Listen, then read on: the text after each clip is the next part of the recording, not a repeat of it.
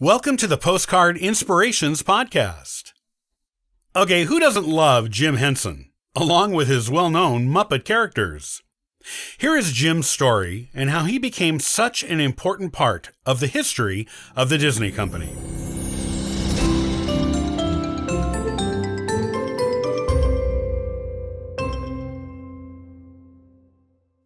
Jim Henson is best known as the creator of the Muppets, and he was also inducted as a Disney legend in 2011.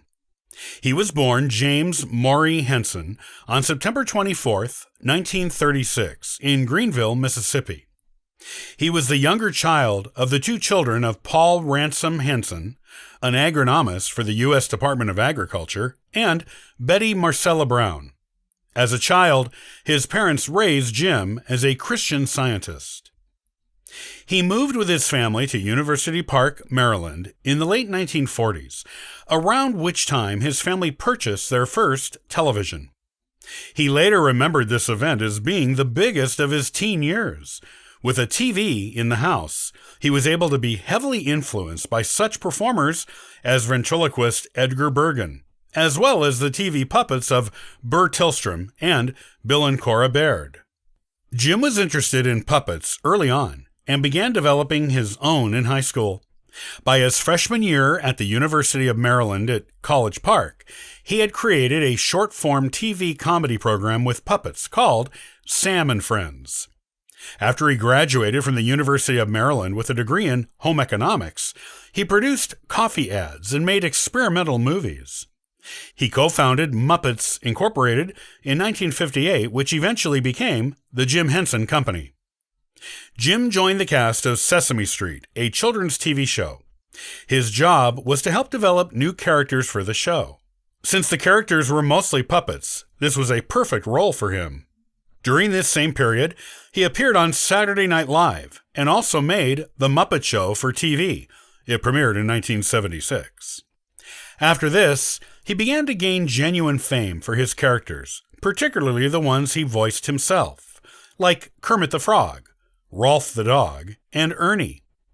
He later founded the Jim Henson Foundation and Jim Henson's Creature Shop. He twice won an Emmy Award, once for his involvement in The Storyteller and once for the Jim Henson Hour TV show. Jim's interest in puppets was there at least from the time his family bought a TV.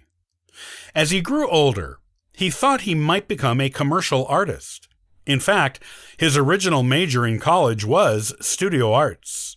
However, after he took a puppetry class, he transferred his major to home economics, as it allowed him to work with crafts and textiles that are useful in making and using puppets. During the tenure of his Sam and Friends puppet show, Jim began to experiment with different techniques that updated the way puppets were used on TV. These techniques included using a frame defined by a camera shot that allowed the puppeteer to work off camera. Jim also believed that TV puppets needed to be believable, and this meant they needed to have an appearance of life and sensitivity about them.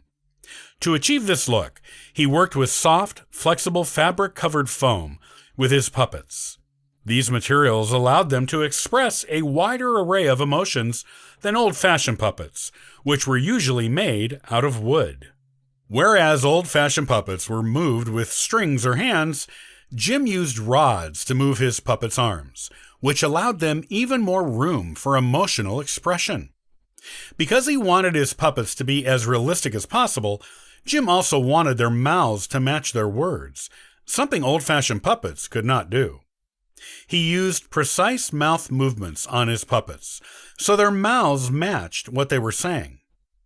Jim met Jane Nebel in college when he asked her to assist him on his Sam and Friends show. The show was successful, but Jim wasn't sure a career in puppets was a thing he could really make a living doing. He went to Europe after graduation and was impressed with the puppet performers he saw during the several months he spent there, because these performers viewed their work as a form of art. His mind decided on a career in puppets. Jim returned to the USA and began dating Jane. Jim and Jane married in 1959 and had 4 children together, 2 daughters and 2 sons. In 1986, Jim and Jane separated, with her citing that he was so involved with his work that he had little time for her or the children. However, despite their marriage not working out, Jim and Jane stayed close to each other for the rest of Jim's life. All of Jim's children worked with him on the Muppets at early stages because it was their best way to be around him.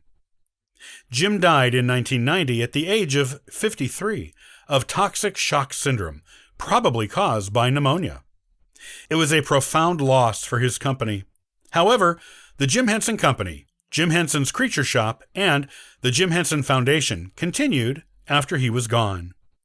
They still produce projects and create new characters.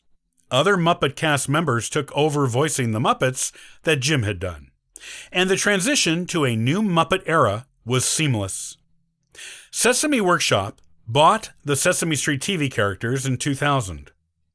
The Muppets were bought by the Walt Disney Company in 2004. In fact, one of Jim's last projects was with Disney. He helped create the Muppet Vision 3D attraction at Walt Disney World, which opened at Disney's Hollywood Studios there in 1991, exactly 1 year after Jim passed away. While the Muppets are now owned by the Disney Company, which helped make Jim a Disney legend, the Jim Henson Company still owns the Creature Shop, along with the rest of the film library the Jim Henson Company produced with non-Muppet Show characters. The Muppets are still a beloved entertainment property, and their membership in the Disney family truly earned Jim Henson his place among the unique Disney legends.